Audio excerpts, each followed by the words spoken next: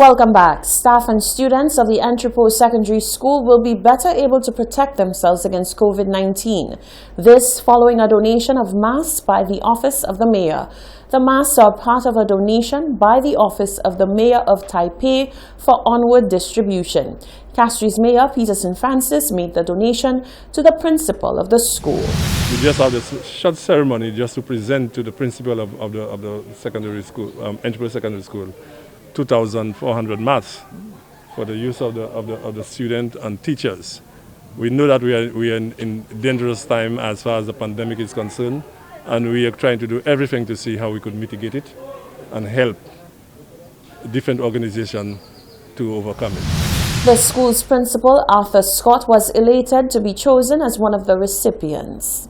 I want to say a special thank you from the administration of the Entrepot Secondary School to the mayor for his generous offer, and also to our friends from Taiwan who continue to provide that kind of support to our school. We are so thankful for the blessings that we have been given. Too many times we have people who just look at the negativity. Oh, this is not being done and that is not being done. But I must say, when it comes to our school and in terms of getting support from corporate partners, and in this case, the mayor of Castries, I want to say that this has been so forthcoming, always willing to assist us in this time of need. Schools on island are set to reopen after the Easter holidays. The long-awaited Creole Song Festival will finally take place this coming Saturday. The event, which is traditionally held during the Creole Heritage Month in October, had to be postponed last year due to COVID-19. While the authorities have given the green light for the festival to finally take place, the festival's director, Karen Tobias, says it will be virtual. It is a pleasant challenge to be part of this. We are actually going to be live from the Cultural Center from 5 p.m.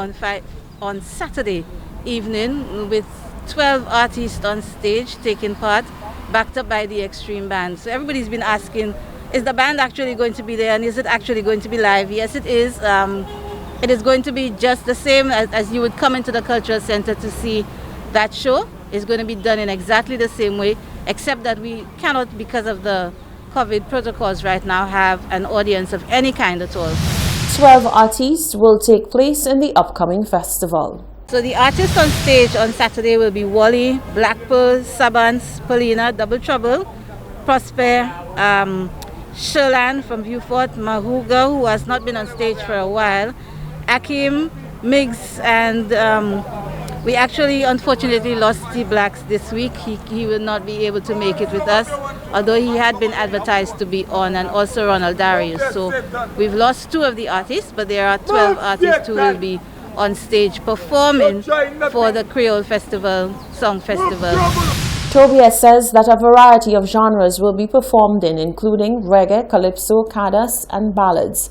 The event will be streamed on their YouTube page. CARICOM heads of government have drafted a blueprint for the economic recovery of the region from COVID-19. The heads have accepted the final report of the CARICOM Commission on the Economy, which contains a 12-point action plan in response to COVID-19. Central to that plan is the proposal by St. Lucia's Prime Minister Alan Chastanet for a brand strategy to better enable market penetration.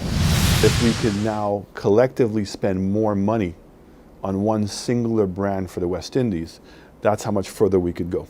Prime Minister Honorable Alan Chastanet is confident that the Caribbean can derive more earnings as a region under a unified marketing brand. In fact, the Caribbean Tourism Organization, the CTO, realized this during 2 critical periods, 1991 during the Gulf War and the 2008 financial crisis.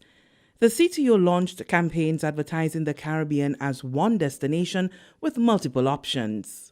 The success of the Caribbean brand and the power of that Caribbean brand that's been built all over those years.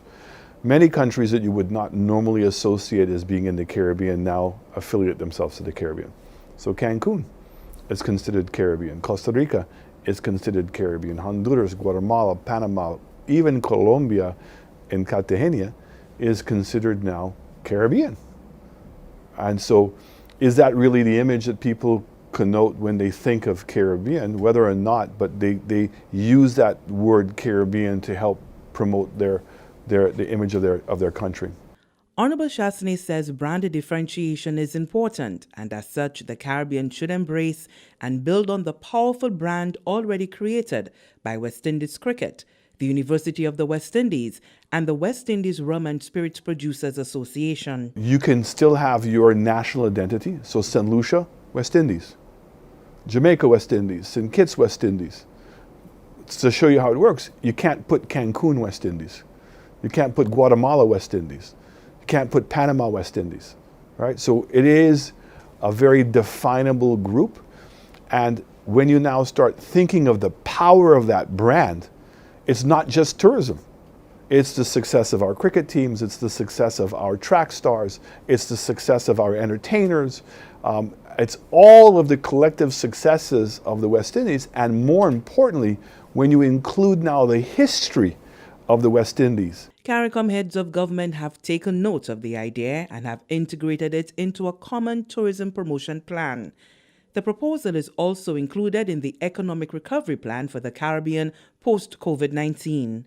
Honorable Roosevelt Skerritt is the Prime Minister of Dominica. We need to create, a West Indies brand. As was indicated by the Prime Minister of St. Lucia, we are known as the West Indies. The University of the West Indies has indicated West Indies cricket, and I think it's important for us to start promoting this definition of ourselves as the West Indies, rather than the Caribbean, which extends way beyond the CARICOM grouping. Prime Minister Chastanet says all sectors can benefit from the West Indies marketing brand.